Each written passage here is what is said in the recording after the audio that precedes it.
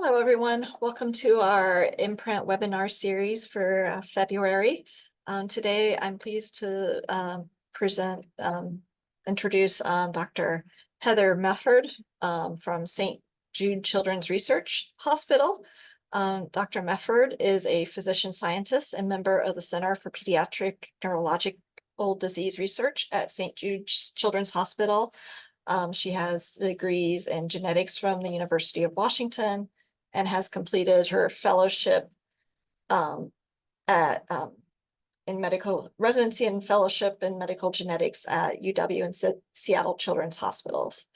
Her research program looks at the genetics of rare pediatric diseases, and she moved to St. Jude in 2021, where she's focusing on epilepsies with a goal to leverage information about genetic etiology to develop precision therapeutics. With that, I would like to pass the microphone over to Heather to discuss today pediatric epilepsies from genetic etiology to precision therapy. Thanks, Heather. Great. Thank you for the introduction and the invitation to be here. As Sarah said, I'm a physician scientist. I'm now at St. Jude, where I moved here from Seattle about 3 years ago. I had spent the entirety of my prior training and career in Seattle, but I moved to St. Jude not to study cancer, as many people think, but to continue my work in pediatric epilepsies and move from genetic diagnosis and gene discovery to precision therapies. So, oops, let me see here. There we go. Just so everybody's aware of what's going on here at St. Jude, about several years ago, they decided to invest in pediatric neurologic diseases as kind of a new frontier. So we're a small but mighty and growing entity here at St. Jude. They have put together a Center for Pediatric Neurologic Disease Research, which is really the basic science arm and translational research arm of the program. And that's where I'm sitting now. That's where my home is. And the idea is to further our understanding of etiology and mechanism in various pediatric neurologic diseases, really depending on the investigator. We also have a Center for Experimental Neurotherapeutics, which is a clinical research arm of the program, and that's led by Dr. Richard Finkel. And the goal there is to perform clinical research, including things like natural history studies and clinical trials. And we're launching a small precision medicine program to really go bench to bedside for in a few precision therapies for specific disorders. And then we also have an office that helps us with strategies and alliances with patient advocacy groups, as well as collaborations with industry. And so the idea here is to really do what St. Jude has done in the past for cancer and blood disorders, some immunologic disorders, is to really try to go from bench to bedside and move the needle. So that's what brought me here. So what I'd like to do, and that's just to that's an advertisement really for what's going on here, but I like to get the word out so people know.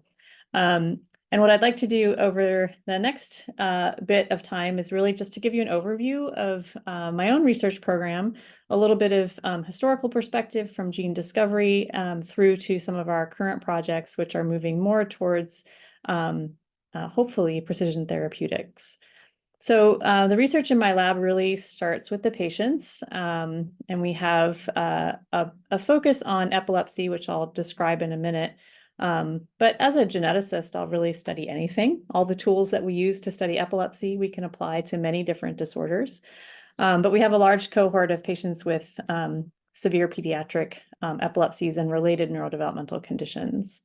We've spent a lot of time implementing technologies over the years to do gene discovery, identify the mutations that cause disease in these patients, with the goal to move those mutations into models, whether they're human cellular models or model organisms, and then use those models to test new approaches to therapy.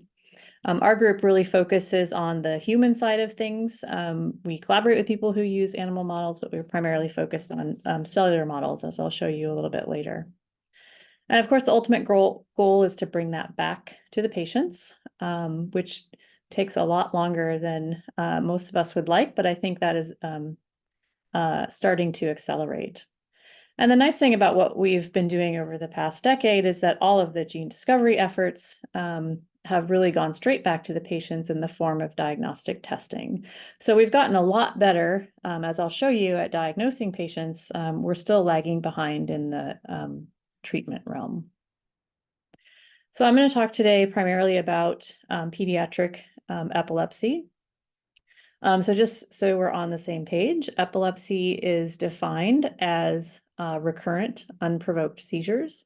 So if you've had 2 or more seizures for no apparent reason, that will earn you a diagnosis of epilepsy.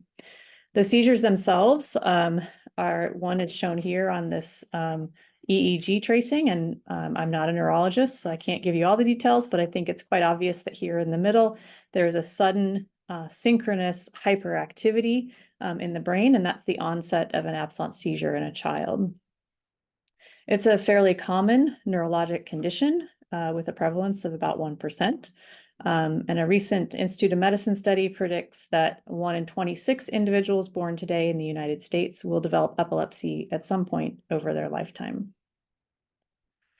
But epilepsy is really, although we say epilepsy, it's really the epilepsies, and it's not a single disorder. I'm going to focus on genetic epilepsies today. That's my bias, but it's important to remember, and sometimes to remind myself, that epilepsies can be caused by other conditions. If you have a tumor, a head injury, a stroke, an infection in the brain, those can cause epilepsies as well. But I'm going to focus on those that we think have a genetic etiology today. And they really fall into 3 big categories. The first being generalized epilepsy. And these are epilepsies that include childhood onset, often, sometimes adult onset seizures, such as childhood absence epilepsies, juvenile myoclonic epilepsies, febrile seizures with other seizure types. These are can be found in clustering in families, and there are rare monogenic families that have been identified as well. Focal epilepsies are characterized by seizures that have an onset at a specific point or location in the brain.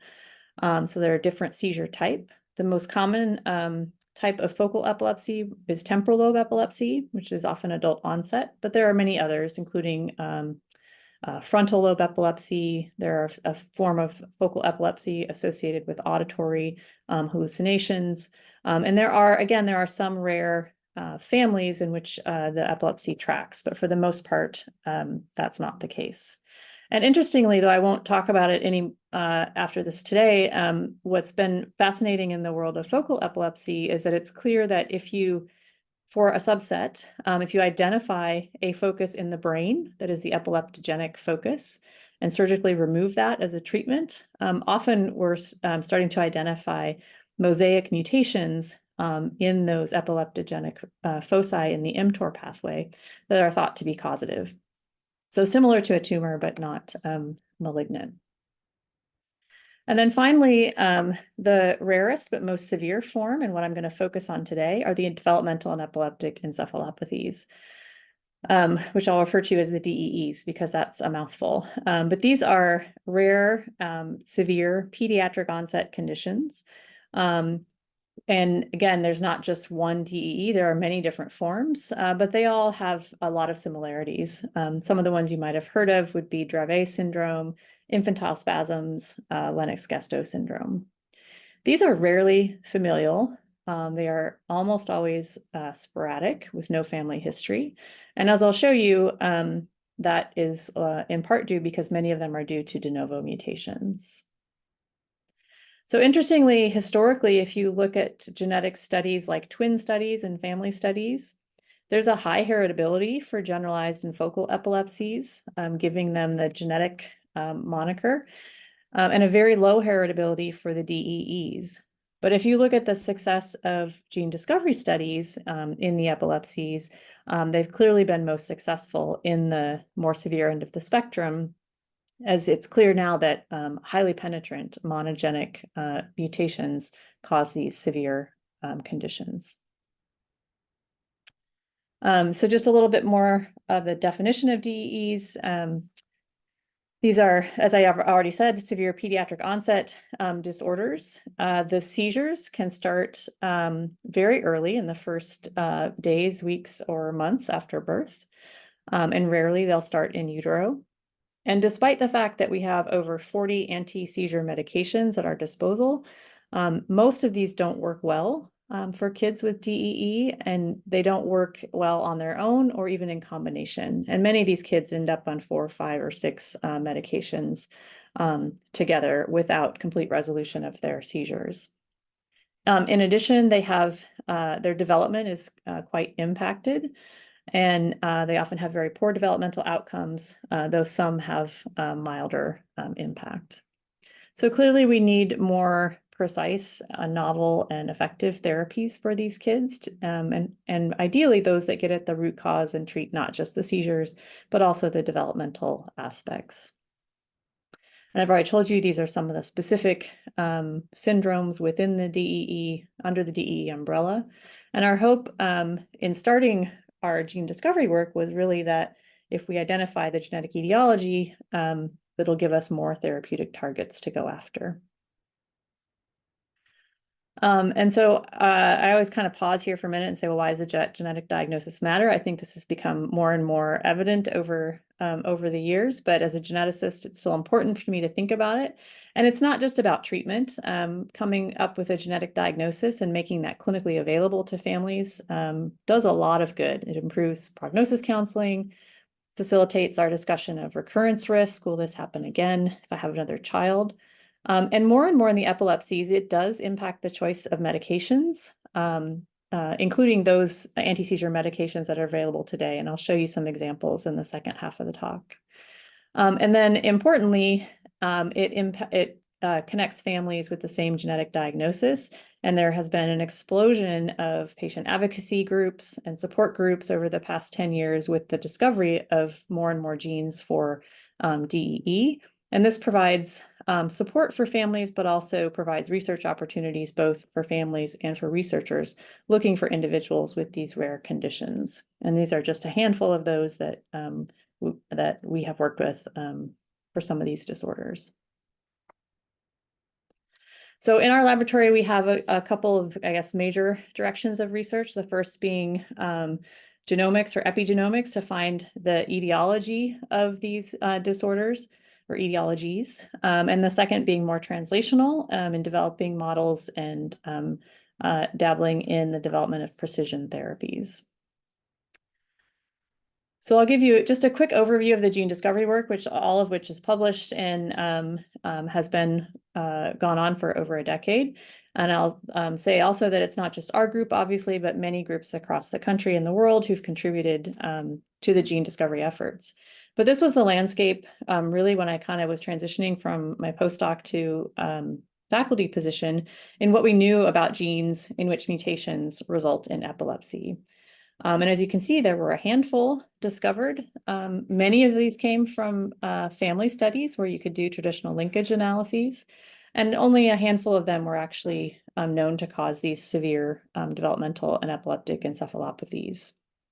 I started with the copy number variant studies when we had whole genome array CGH at our disposal, and then quickly moved to next generation sequencing approaches, as did everyone in the field, where we were able to do hypothesis-free discovery of disease-causing variants in individuals and families.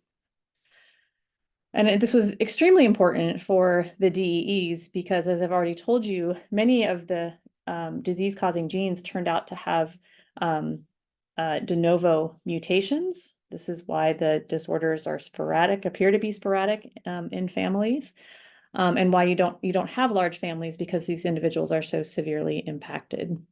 So having next generation trio sequencing at our disposal really accelerated gene discovery.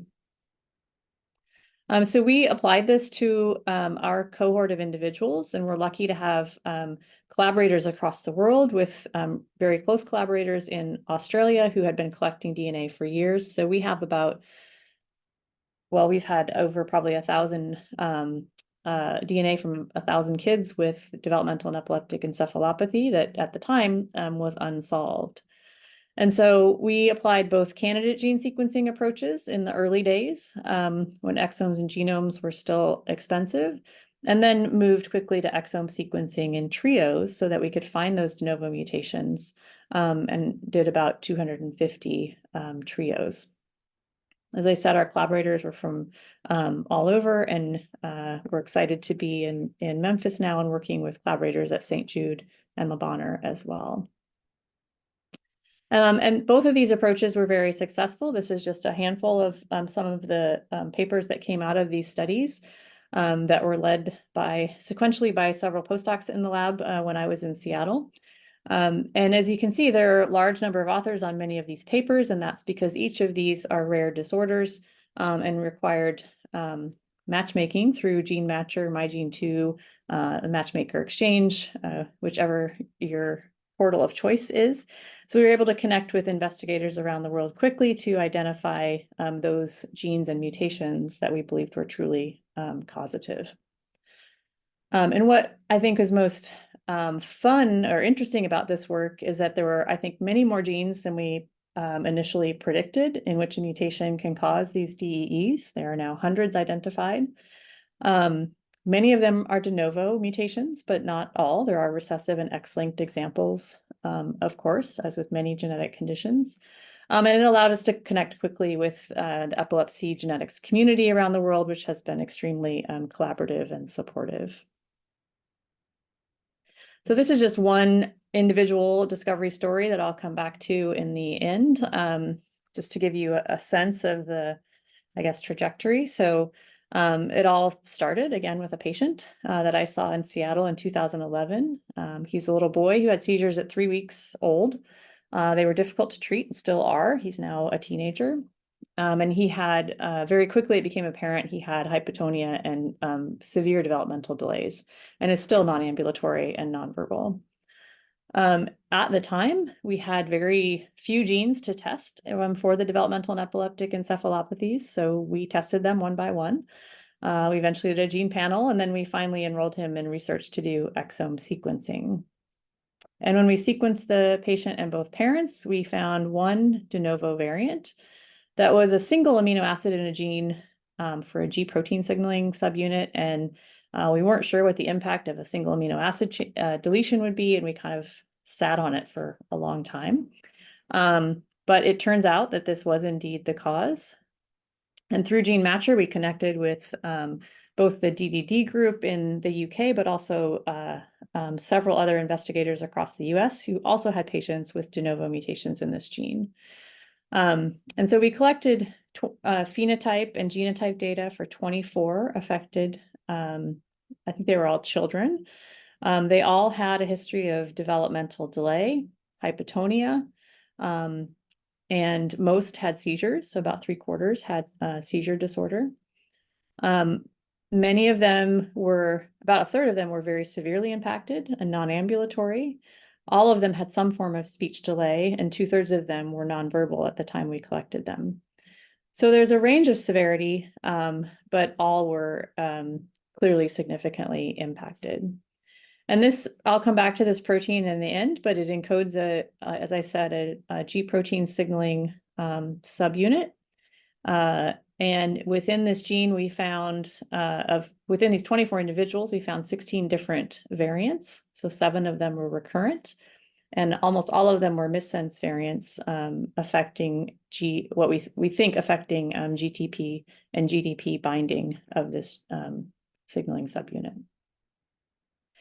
So for this particular patient, the diagnosis took about 10 years from the time I saw him in 2011 to the time we published the paper in 2021, with many detours along the way and incorrect diagnoses that we had to walk back for the patient. But since publishing the paper, we've now are in the process of collecting many newly identified individuals. It remains quite rare, but they do emerge. We're collecting samples and data from patients, performing functional studies And as I'll tell you at the end, I think we're figuring out the mechanism so that we can start to think about a precision therapy. So all of this work, and there are many examples like the one I just showed you, has really accelerated our ability to identify genes and mutations that cause these severe DEEs. And this is just a subset of the genes that have been identified over the past decade or so by our group and others. And all of the red asterisks are the genes in which our group has played a significant, primary or significant role in gene identification or phenotypic characterization. And whereas when I saw that patient in 2011, we had a handful of genes to test for a diagnosis. Today, and we actually were only able to give a diagnosis to a few percent of patients. Today, we can diagnose up to 50% of patients who present to clinic with a developmental and epileptic encephalopathy, which is a huge advance. But we still have 50% that remain undiagnosed, even with exome and sometimes genome sequencing. Some of the themes I think that have emerged from the gene discovery efforts in this space are that de novo variants are important. We've also shown in another study that parental mosaicism is also important in some of these disorders. That there's extreme genetic and biologic heterogeneity, and I'll show you that in a second, but there are now hundreds of genes identified in which mutations can cause DEE. And there's a significant overlap with the genetics of intellectual disability and autism, although of course not complete overlap, but there's both genetic and phenotypic overlap across these conditions. The genes in which mutations cause these DEEs vary, but fall into several major categories. These are just an example of the categories, but the earliest genes discovered were ion channels expressed in the brain, so sodium channels, potassium channels, etc. This also includes GABA receptors and glutamate receptors.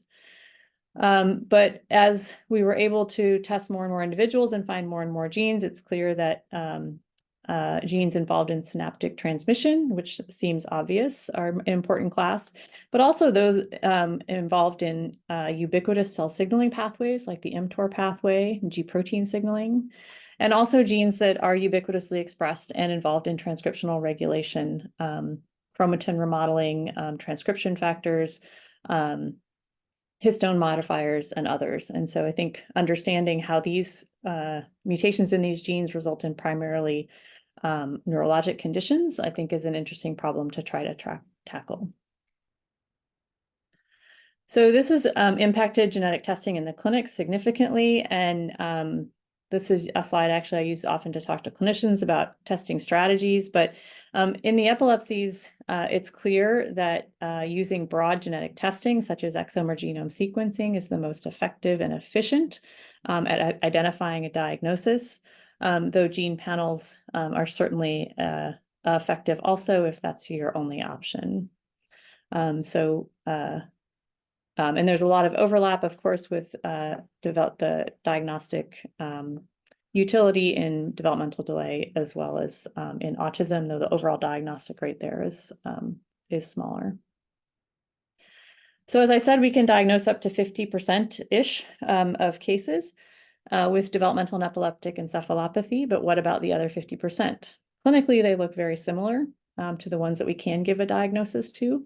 And as a geneticist, genomicist, I'm still driven to try and find those, what I think will be interesting, very interesting mutations in the genome leading to DEE that we have not yet been able to track down. And some of these variants are clearly missed by exome sequencing, including things like non-coding variation, epigenetic changes, which I'll talk about briefly, specific copy number and structural variants, as well as mosaic variants. And so we're trying to chip away at these using several different approaches. The first and most obvious being whole genome sequencing.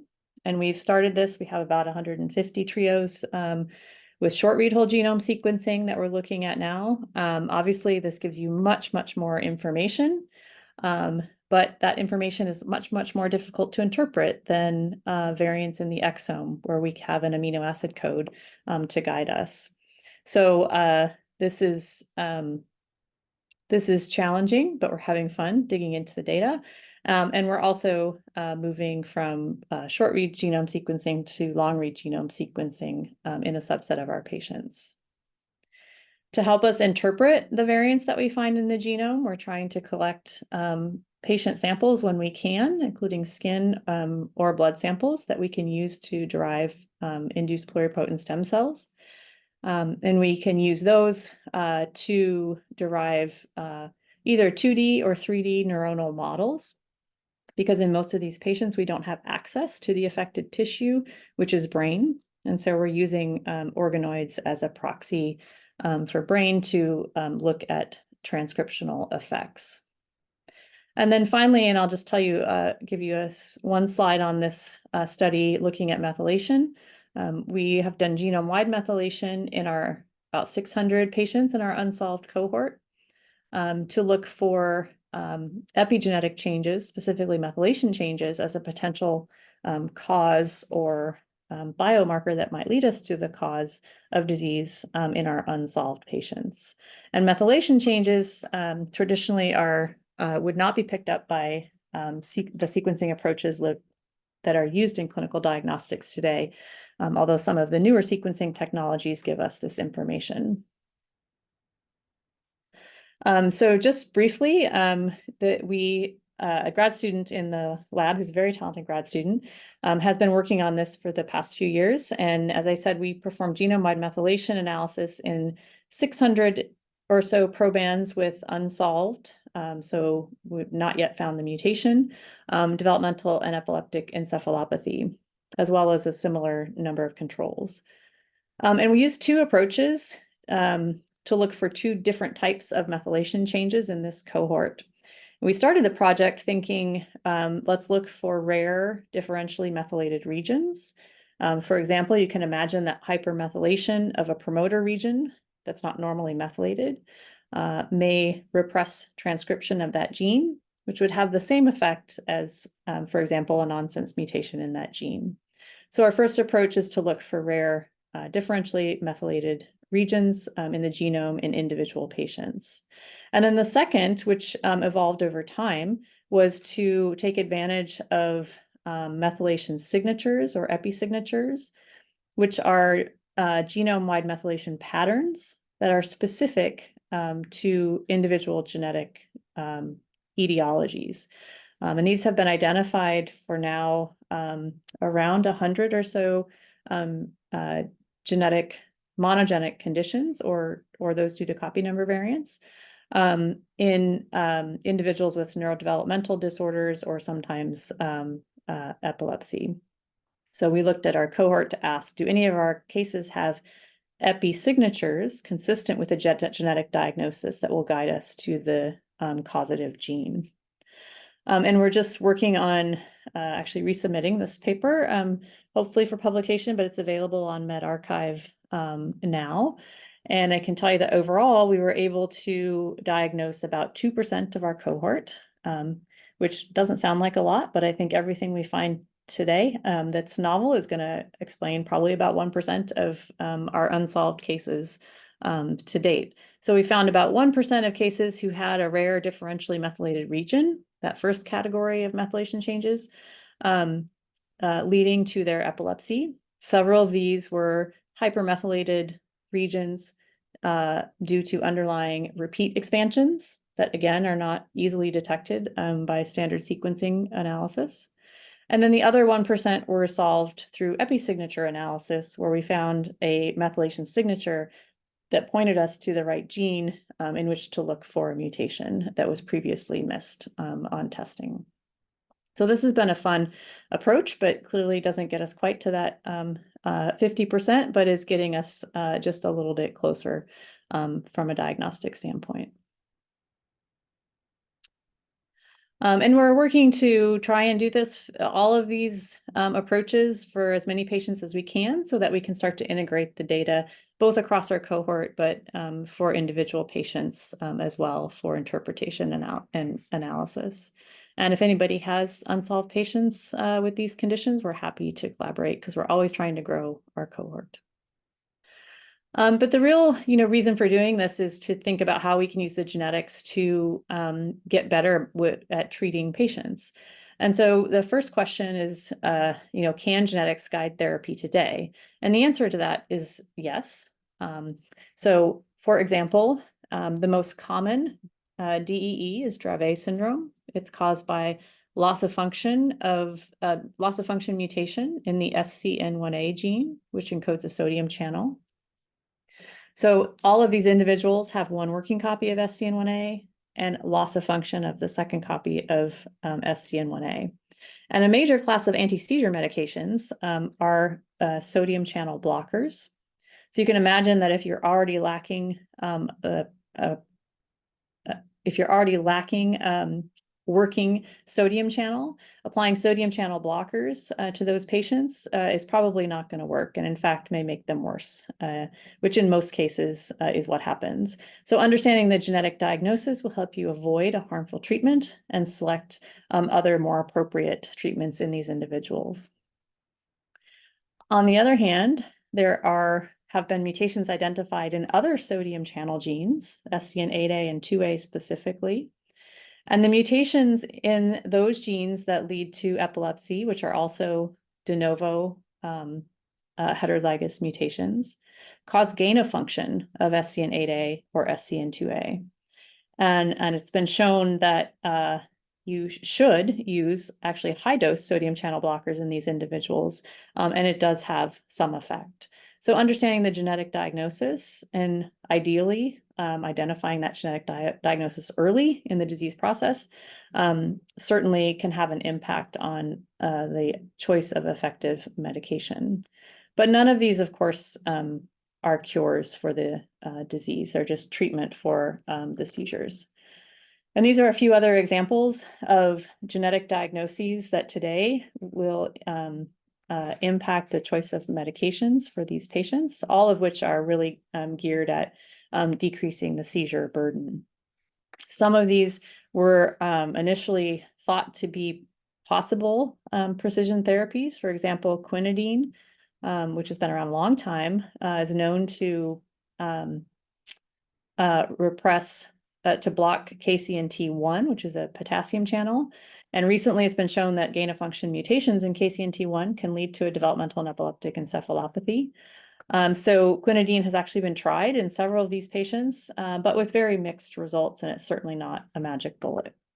Quinidine probably does lots of other things as well. Same thing for memantine, which is a glutamate receptor blocker and has been tried in individuals who have gain of function mutations in one of the glutamate receptor subunits. But again, results are quite mixed. So it'd be great to have more precise, targeted approaches. And what's really exciting to me, and I feel like I've been lucky along my entire career trajectory to be present when exciting new technologies emerge. I'm not a tool builder, but I certainly take advantage of tools that others build. And I think today we have many, many options for thinking about how we can target genes for more precise therapy. And some of those examples are shown here. So antisense oligonucleotides are small, short RNA molecules. I like to think of them like a PCR primer in a way. They're 20-ish base pairs and targeted to a very specific region of the genome. And depending on how you design your ASOs, they can be used to upregulate gene expression, to block gene expression or degrade a specific RNA, or they can be used to alter splicing by either blocking an aberrant splice junction. So that's the most common way they're used. There are other technologies available that are gene targeting, and these include long non-coding RNA approaches. I'll talk about one in just a minute. CRISPR activation or CRISPR inactivation approaches, which again, you can target to a specific gene that can be used to either upregulate gene expression or block or downregulate gene expression. Gene therapy or gene replacement, of course, is another therapy that has been emerging for a long time, but is actually in clinical use today. And there are several others that are out there. This is a short list of some of the specific treatments that are clinically available today. This includes an antisense oligonucleotide for spinal muscular atrophy, as well as a gene therapy approach, gene replacement for spinal muscular atrophy. A recent approval of a gene therapy for Duchenne muscular dystrophy, and CRISPR editing approach for sickle cell disease that was also recently approved. So there are many of these that are emerging and that are becoming FDA approved for specific rare disorders. And we're hoping to leverage some of these technologies for the rare severe epilepsies. So in order to do this, I think it's important to step back and remember that we need to understand what is the inheritance pattern, what is the mechanism or impact of the mutations that cause a given disease, and then how might our targeted approach fix that or affect it. And so examples are shown here where many of the de novo dominant diseases are due to loss of function of one copy of the gene, so haploinsufficiency, which you can imagine that if you could use the remaining wild type allele, upregulate it to increase the amount of wild type protein, this may be effective. But there are examples of gain of function mutations that are heterozygous de novo dominant as well.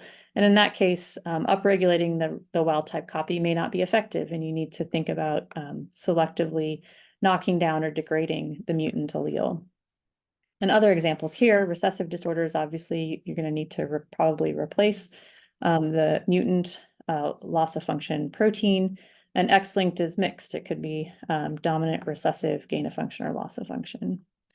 But this all informs how you think about approaching a given disease. So we have several pilot studies, I guess, in the lab for some of our favorite genes in thinking about how do we get to a precision therapy. So we've done a lot of gene identification, identifying the targets, but really need to characterize them. Then you need to model the disease and have a readout so that you know what goes wrong with a mutation and what you might fix with the therapy, and then design, implement, test, and implement those therapies. So I'll just give you a couple of quick examples of things that we're working on, and one that is out there that is not our work, but I'll talk about at the end. So the first example is actually a recessive form of developmental and epileptic encephalopathy. This is a very severe condition due to mutations in UBA5. This is an enzyme that acts in a ubiquitin-like pathway. All of these individuals have one mutation from the father, one mutation from the mother. And interestingly, all of the individuals with compound heterozygous mutations usually have one true loss of function, so a truncating variant on one allele, but the second allele always retains some function, so it's hypomorphic. This is the only enzyme that we know of. There's no redundancy in this pathway, and so it's likely that if you had two complete loss of function alleles, it would not be compatible with life.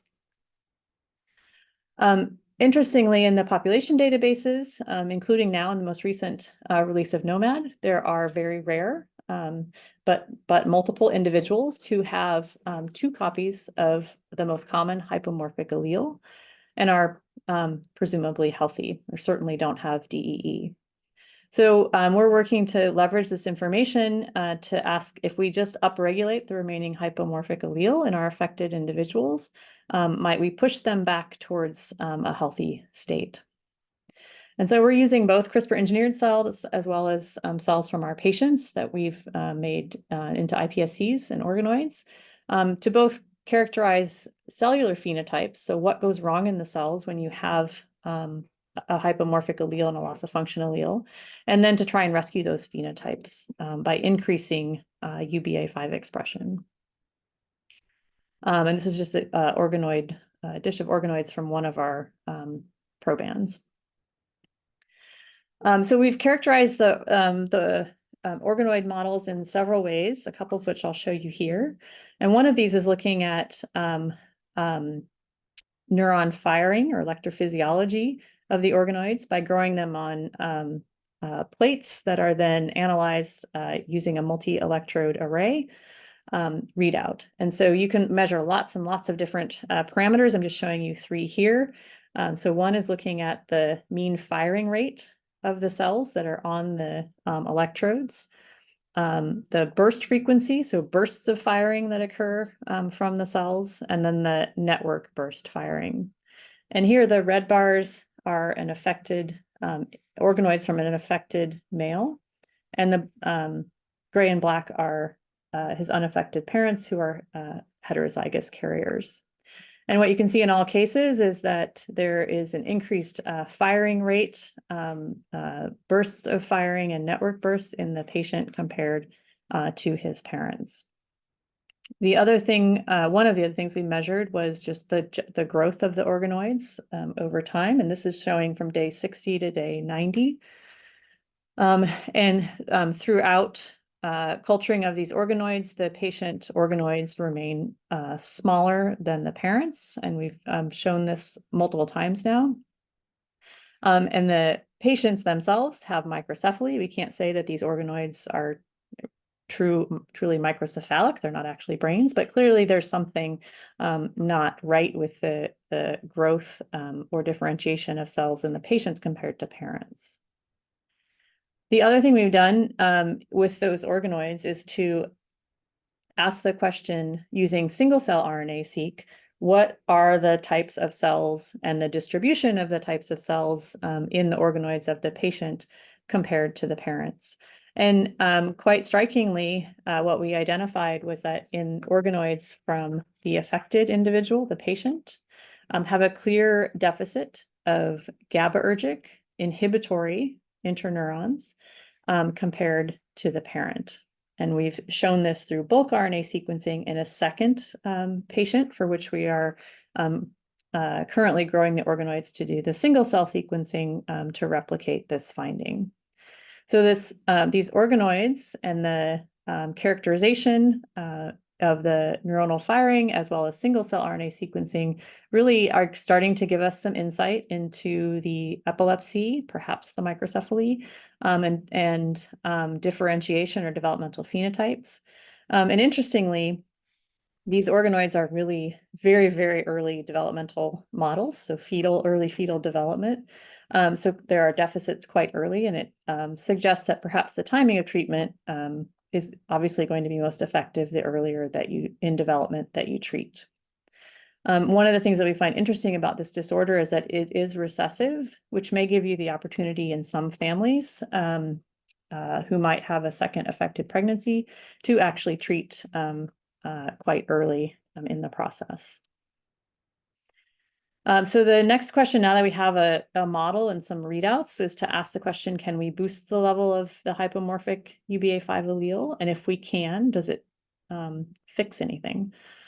So we've used 2 different approaches to do this. And the first is a long non-coding RNA approach called synapse.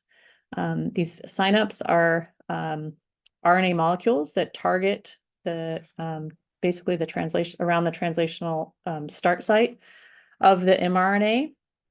And you design them to target your gene of interest. So we've done that for UBA5. And this is designed to increase translation or protein production for the gene that's targeted. The second approach we have used is CRISPR-A. So CRISPR-A uses a dead Cas9 with a guide RNA to take it to the promoter of interest for your gene. It's brings along a transcriptional activator and increases transcription and therefore translation of the protein of interest. And we've used both of these approaches in both engineered cell lines as well as our organoids to show that we can effectively upregulate, increase the amount of UBA5 protein using either of these approaches. So that's just shown here. We have 2, I'm just showing you the sign-up data, but we have 2 different sign-ups that are both effective in our cell lines. And most interestingly, when we treat our organoids, and here I'm just gonna, this is busy, but I'm gonna have you focus on just 2 time points here. When we treat our organoids at day 0, at that point, the organoids still have an increased firing rate compared to heterozygotes. But after treatment with synapse and presumed increase of hypomorphic UBA5 protein, the firing rate decreases back to wild type levels. This is a transient effect, and we're working now to figure out how can we more effectively treat these organoids. Can we treat them earlier? Can we treat them longer and have a long-term effect? But proof of principle in that we can, when we upregulate the hypomorphic allele, we can ameliorate the cellular phenotypes associated with the disease. And this is also available on bioRxiv. I told you about our identification of mutations in GNAI1, which is G protein signaling subunit.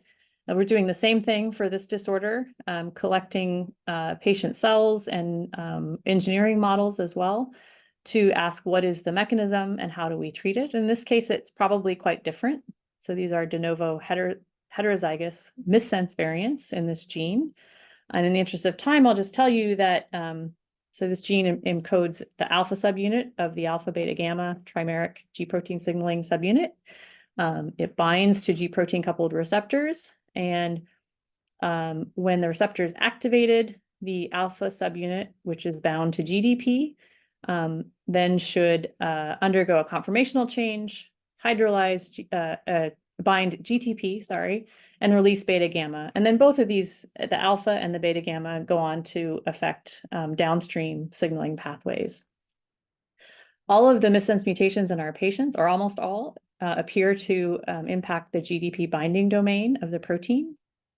And we've just recently been able to show that our mutant proteins in this alpha subunit can't let go of the beta gamma once they're bound.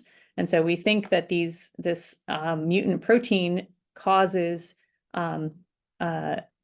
this mutant protein complex sits at the G protein coupled receptor, and even when it's activated, can't go on to do downstream signaling. So it's actually binding up that receptor and preventing or blocking G protein coupled receptor signaling. And so in this case, just adding back more wild type protein is probably not going to work. And so we're using approaches and considering things like allele specific antisense oligonucleotides for the mutant allele to get rid of it so that it leaves space for the working wild type allele now to bind the GPCR and work properly for downstream signaling. And we think this will work because we have identified some healthy individuals who actually are missing one copy of the GNAI1 gene and protein. So haploinsufficiency doesn't seem to have any severe impact on development or cognition. And so we think that just getting rid of that mutant protein may actually help us treat the disease.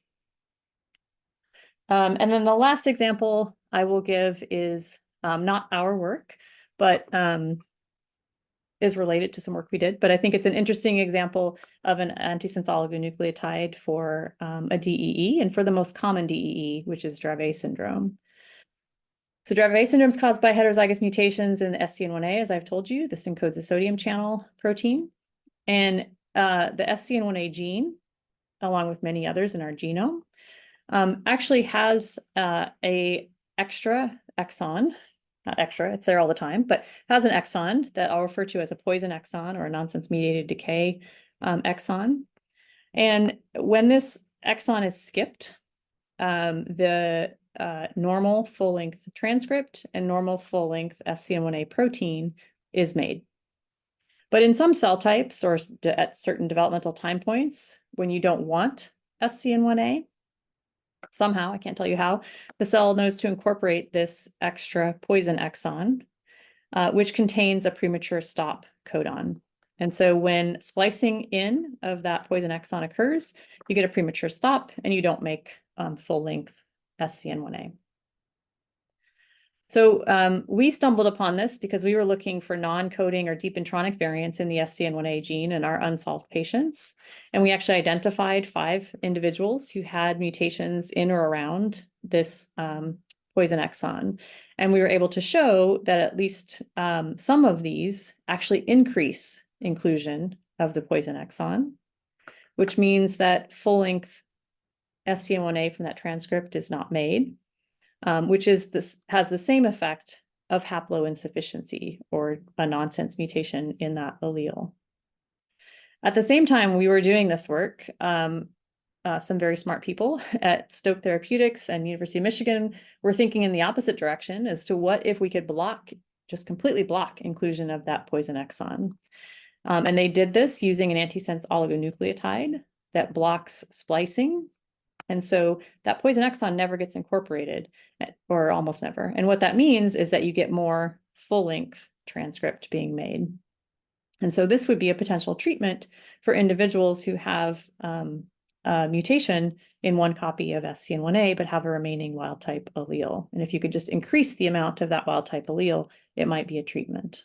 And so that's exactly what they did. This is work from Laurie Isom's lab at the University of Michigan, where they treated a mouse who had one effectively an SCN1A deletion and one remaining wild type copy. This is a model for Dravet syndrome. The mice tend to start seizing at about 2 weeks of age. They usually have one or very few severe seizures, and then die as a result of that seizure. And so they treated these mice with this ASO at P2 and started monitoring. And this is the survival curve for untreated SCN1A mice in red. And you can see that most of them die by 30 days. The straight line across the top are wild type mice, and the blue line, which nearly parallels the purple line, is the treated mice, where they only lost one of 34 mice after treatment. And so very effective in this population as long as you treat before onset of seizures. This same ASO works or targets the human SCN1A, and is currently in clinical trials for patients with Dravet syndrome in the United States and in Europe, and the first results are just coming out and look promising. So I think all of this is very exciting, and I think the developmental and epileptic encephalopathies and many other rare neurologic conditions are just primed for targeted therapies. But I think it's really, really exciting, and we just need to remember not to move too quickly, and make sure that we check all the boxes and that our novel therapies are safe for patients and accessible.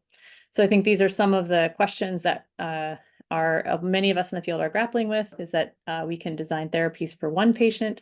How often should we do that? Can we focus on therapies that will be good for not just one, but a few or all patients with a given disease? How do we bring down the cost, and how do we ensure that the side effects are minimized?